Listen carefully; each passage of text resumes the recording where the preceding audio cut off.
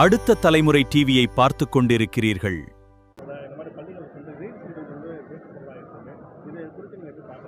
அதாவதுங்க, ஆய்வு பணிகிறது காலங்காலமாக நடைபெறுவது தான். அது ஒவ்வொரு அமைச்சரும் ஒவ்வொரு சட்டமன்ற உறுப்பினரும் சம்பந்தப்பட்ட அவர்களினுடைய தொகுதியில் இருக்கக்கூடிய பல்வேறு வகையான இடங்களுக்கும் சென்று ஆய்வு செய்வது என்பது ஒரு மரபு தான். சம்பந்தப்பட்ட நிகழ்வில் கூட நான் அமெரிக்காவில் இருந்து கூட அது குறித்து விசாரித்த போது மாண்புமிகு அமைச்சர் அவங்க எதுவுமே எடுக்கலை. காணொலியோ கேட்பொலியோ மாண்புமிகு அமைச்சர் அந்த அம்மா எதுவுமே எடுக்கலை. சொல்லப்போனால் அவங்களே தமிழ் வழி கல்வியில் படித்த ஒரு சகோதரி தான்.